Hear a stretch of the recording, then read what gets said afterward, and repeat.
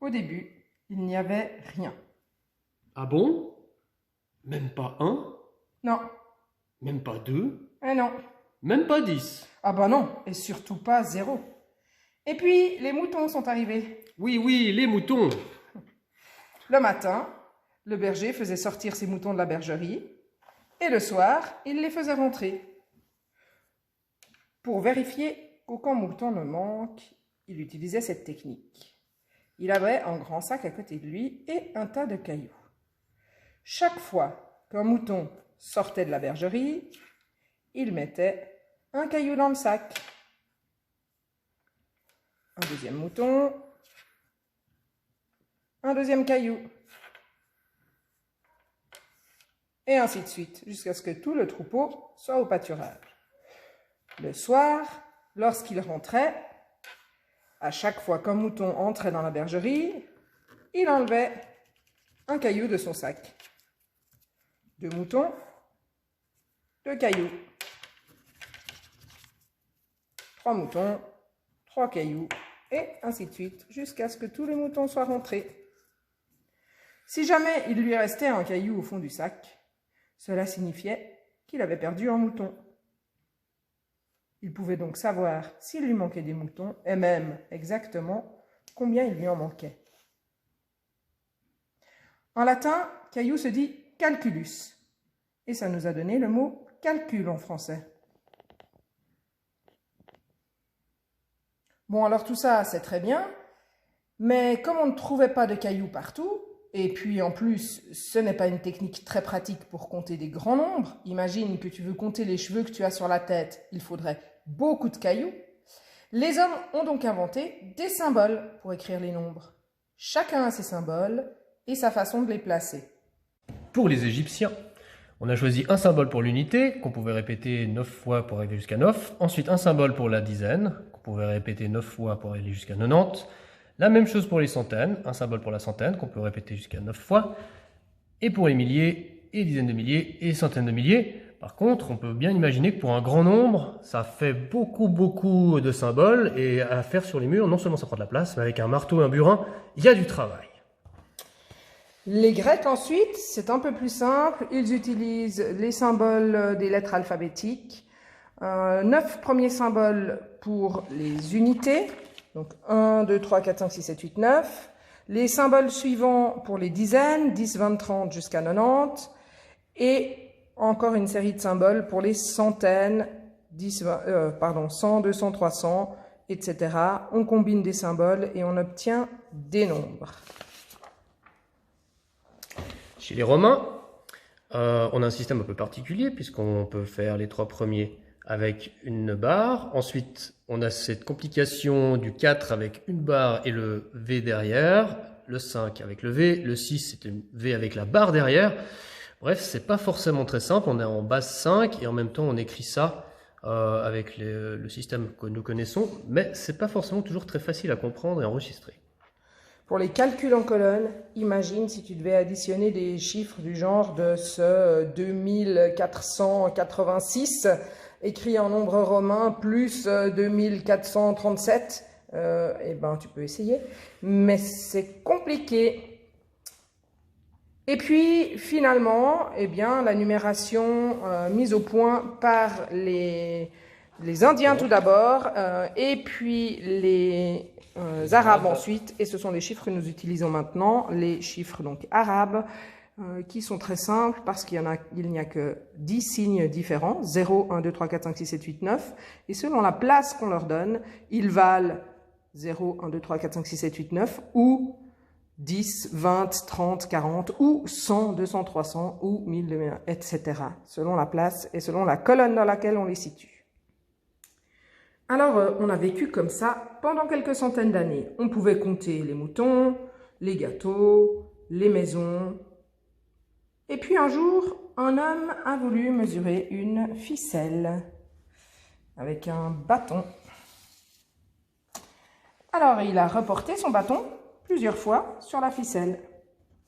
Un bâton, 2 bâtons, 3 bâtons, 4 bâtons, 5 bâtons. Ah, Problème. Arrivé au bout de la ficelle, on ne pouvait pas mettre un 5e bâton. Mais 4 ne suffisait pas. Ça n'allait pas, ça n'était pas assez précis. Alors, il a décidé de couper son bâton en 10 parties égales qu'il a appelées un 10e. S'il y en a 2, ça représente 2 dixièmes, 3 dixièmes, etc. Pour représenter son bâton de départ, il en faut 10 dixièmes. Ainsi, pour mesurer sa ficelle, il a pu, après le 5e bâton, venir poser son 10e pour continuer la mesure. 1 dixième, 2 dixièmes, 3 dixièmes et 4 dixièmes. Il était content, sa ficelle mesurait 5 bâtons et 4 dixièmes. Rentré chez lui, il a fait la même chose avec un carré, parce qu'il faut avouer qu'il n'avait pas grand-chose d'autre à faire en ces temps confinés. Et ça s'est représenté comme ça. 1 dixième de carré. La même chose que son 10e de bâton. Une partie d'un carré. 3 dixièmes de carré. Ça représente 3 lignes, puisqu'il y en a 10 au total dans ce carré. Et puis on peut continuer, soyons fous. 5 dixièmes de carré.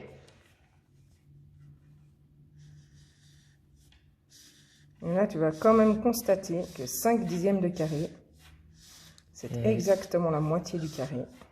Retiens ça pour tout à l'heure. Et finalement, si on remplit le carré, on a un carré complet, mais on peut aussi appeler ça 10 dixièmes, puisque les 10 parties du carré, les 10 étages du carré, sont entièrement remplis. Il faiblit le bleu. Alors, le bleu est mort. Non. Aïe, aïe, aïe, il a chopé un truc. Ça fait un dégradé. Ah, je crois que je vais rentrer. Si on lui donnait un peu d'énergie. Allez, un peu d'énergie. Hop. Ah, la petite pause qui va bien. Bon, ça aide pas tellement le stylo. Par contre, nous, on est au taquet. Voilà. Alors, à partir de ce moment, tu peux mettre la vidéo en pause et puis tu peux faire les premiers exercices qu'on te propose pour vérifier si tu as compris cette notion de dixième. Pour éviter à avoir à dessiner tout cela, on a choisi d'utiliser l'écriture fractionnaire. Alors voilà comment on a décidé d'écrire 1 dixième. Ça s'écrit 1 sur 10. On appelle ça 1 dixième. Ainsi, on peut écrire que dans ce dessin-là, on a fait 3 dixièmes, 3 sur 10. Pour celui-ci, on a dessiné 5 dixièmes, 5 sur 10. Et finalement, 10 dixièmes. Mais comme c'est le carré entier, on peut aussi dire que cela équivaut à 1. On peut même associer des carrés. Par exemple, dans ce cas, on a 10 dixièmes et 3 dixièmes, ce qui représente 13 dixièmes. Et on peut l'écrire de cette manière-là. 1, le carré qui est entier, plus 3 dixièmes, les 3 dixièmes représentés en vert à droite. 1 plus 3 dixièmes. On peut, d'une autre manière, avoir 2 carrés entiers et 4 dixièmes. On a donc au total 24 dixièmes qu'on peut écrire de cette manière-là. 2 plus 4 dixièmes. Il y a bien 2 carrés complets. Et le troisième carré n'est pas rempli. Il n'y a que 4 dixièmes remplis. Donc c'est 2 entiers. 2. et 4 dixièmes. Encore une fois, tu peux mettre ta vidéo en pause et aller faire l'exercice numéro 2. Bon, mais ce n'est pas tout. Décidément, ça allait durer plus longtemps que prévu. Et comme il avait besoin de s'occuper, l'homme de tout à l'heure s'est dit... Et si je mesurais l'épaisseur de ma ficelle? Ça a donné ceci. Ah, problème. Pas mieux avec le dixième.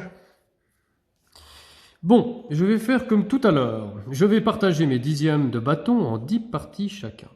10 petites parties dans un dixième et 10 dixièmes en tout. Ça me fera donc 100 petites parties dans mon bâton. Il s'est mis au travail et on espère sincèrement pour lui qu'il avait un bâton plus grand au départ. 10 petites parties qui représentent un centième, puisque si on dessine ça sur toute la longueur du premier bâton qu'on avait, on en obtiendra 10, et encore 10, et encore 10, 100 au total. Je vais épargner la patience de mon collègue. En plus, on ne voit pas. Non. Très bien. Donc, un petit bout s'appelle 1 centième. S'il y en a plusieurs, on peut dire 2 centièmes, 3 centièmes. Quand ils sont 10, ça représente 1 dixième. Et quand on a 10 dixièmes, 100 centièmes, pardon, on a de nouveau un entier. Une fois rentré chez lui, il a retrouvé ses carrés. Cette fois, un carré contient 100 petites parties, 100 centièmes. Et donc, il s'est dit, si je veux dessiner 1 centième, et ben voilà, ça c'est 1 centième. Je peux l'écrire 1 sur 100. De même, si je colorie 4 carrés, ça représentera 4 centièmes. Et ça, je peux l'écrire 4 sur 100. Il était bien parti. Alors, il s'est décidé à en colorier 20. On se retombe sur le bleu, tu le crois, ça? On retombe sur le bleu fatigué. Mais il a mangé du Toblerone. Ah, bah, normalement, il devrait être mieux que ça. Mais... Incroyable. Franchement. Et voilà. 20 centièmes, 20 sur 100. Mais... Tiens, 20 centièmes, c'est pareil que 2 dixièmes. Eh oui, 2 lignes complètes. Une ligne, souviens-toi tout à l'heure, c'était 1 dixième. 2 dixièmes, donc on peut écrire 20 centièmes égale 2 dixièmes. De même, on peut combiner. On peut ajouter des dixièmes et des centièmes. Par exemple, 25 centièmes.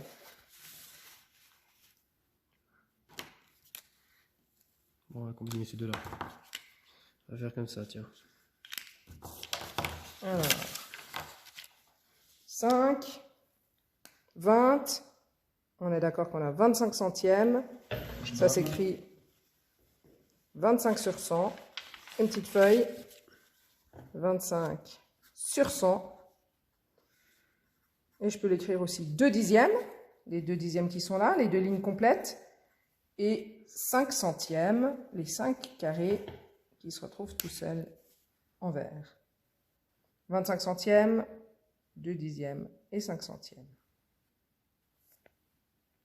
Après, ce sera exercice. Avec ces nouveautés, tu peux maintenant faire l'exercice numéro 3 concernant les centièmes et leur écriture fractionnaire. Mets ta vidéo en pause. Bon, alors c'est sympa tes histoires de carrés, de morceaux de bois, de bouts de ficelle, mais on pourrait pas écrire tout ça en un seul morceau? Bah oui, pour écrire 2 plus 5 dixièmes plus 7 centièmes, tu peux dire que c'est 257 centièmes. Ouais, c'est pas mal. N'empêche que c'est pas très simple hein, au niveau des calculs, au niveau de l'écriture. Si on commence à faire ça avec des pièces de monnaie, ben, il a fallu attendre encore 200 ans, environ la période de la Révolution française, pour qu'apparaisse enfin la virgule. Ah. C'est pas trop tôt. Ben ouais, c'est pas trop tôt. Alors c'est devenu simple. 257 centièmes, eh ben c'est 2. plus 5 dixièmes, plus 7 centièmes. 2, on sait l'écrire. Et c'est là qu'intervient la virgule. Derrière, on place les 5 dixièmes et les 7 centièmes. 2,57. C'est classe ou c'est pas classe? Moi, je trouve classe. Ah, c'est pas mal. Allez, on essaye un autre. 3 dixièmes. Alors, 3 dixièmes, eh ben, il n'y a pas d'entier, 0. Et puis, il y a 3 dixièmes. Donc, 3 dixièmes, on peut l'écrire 0,3. On fait un dernier? Allez, un dernier. 54 centièmes. Bah, des unités, il n'y en a toujours pas parce qu'on n'a pas d'entier. On a 5 dixièmes. Et on a encore 4 centièmes. Donc 54 centièmes, on peut l'écrire 0,5 dixièmes et 4 centièmes, 0,54. Et là, on a quand même fait une sacrée avancée dans l'histoire. Hein. Souviens-toi, on est parti de calculus, le mot calcul en latin, les cailloux, et on est arrivé à la virgule. Comment des moutons se sont transformés en virgule. Bonne journée à tous.